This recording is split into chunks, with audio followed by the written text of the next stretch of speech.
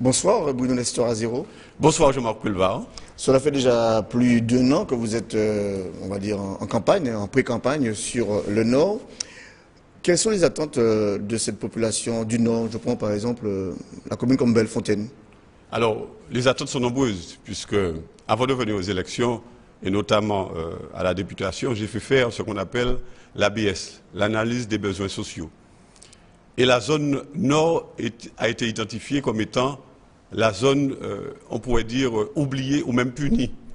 Puisque au niveau du chômage, pour prendre cet exemple-là, c'est là où le taux de chômage est le plus fort.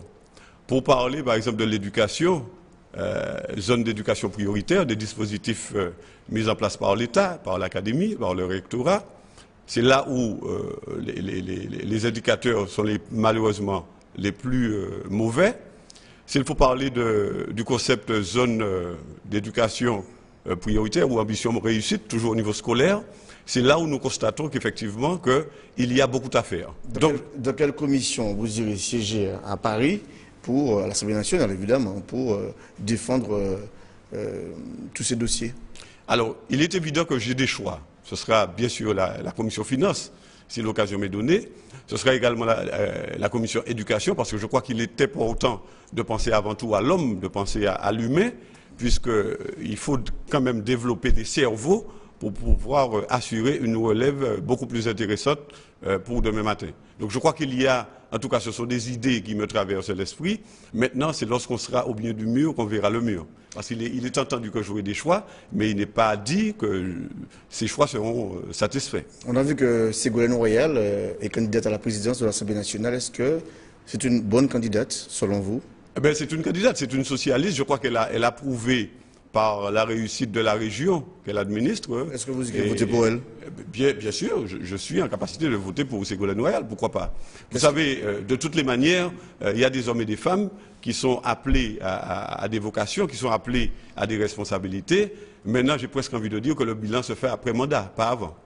J'ai noté que vous êtes très intéressé par l'emploi. Tous les candidats sont intéressés par l'emploi. Tous, ils veulent développer l'emploi dans le Nord, d'une manière générale, et en Martinique. Mais quelle serait la stratégie ASEO? De toutes les manières, ASEO a prouvé depuis 2004, où je suis conseiller général, il faut quand même le dire, hein, même s'il s'agit d'une élection nationale, j'ai démontré par des réalisations au niveau municipal, puisque lorsqu'on parle... Il n'y a pas de chômeurs à Sainte-Marie? Il y a beaucoup de chômeurs à Sainte-Marie, et c'est bien pour cela. ASEO avait démontré donc qu'il n'y avait pas de chômeurs. J'ai démontré qu'il y a quand même un fort taux de chômage à Sainte-Marie, mais que j'ai pu réduire. Vous savez, dans un taux inadmissible de chômage ou de chômeurs, lorsqu'on arrive à créer une dizaine d'emplois, c'est déjà très bien. Et pour continuer avec des exemples concrets, lorsque j'ai repris le musée de la banane, eh bien, c'est 5 emplois que nous avons préservés, 5 familles que nous avons pu préserver, et sachez qu'aujourd'hui, le musée de la banane a pu employer déjà certaines personnes. Lorsque j'ai permis à des entreprises privées de s'étendre, des entreprises de matériaux de construction de s'étendre sur Sainte-Marie, et là aussi, il y a eu 5 Samaritains qui ont été embauchés. Lorsqu'il s'agit du tombolo de Sainte-Marie que j'ai réhabilité, ce qui permet qu'il y ait beaucoup plus de touristes, plus de visiteurs à Sainte-Marie, ce qui permet également aux restaurateurs de faire ça. Disons que vous avez déjà trouvé des pistes pour vous permettre de trouver Je préfère ce terme-là, c'est des pistes. Je ne dis pas que j'ai trouvé, que je vais tout régler comme en termes de chômage à Sainte-Marie, mais je crois qu'il y a effectivement des pistes à explorer, il faut les approfondir, et pourquoi pas ne pas faire en sorte que ce qui a très bien réussi à Sainte-Marie réussisse sur le Grand Nord. Vous avez commencé à sillonner les communes, vous l'avez dit? Mais bien sûr, M. Pulvar, je suis en campagne, moi au combat et moi les gagner. Donc pour gagner, il faut quand même sensibiliser, motiver les électeurs, et c'est ce que nous faisons au quotidien. À Sainte-Marie, quelle sera votre mobilisation, la force de cette mobilisation à Sainte-Marie?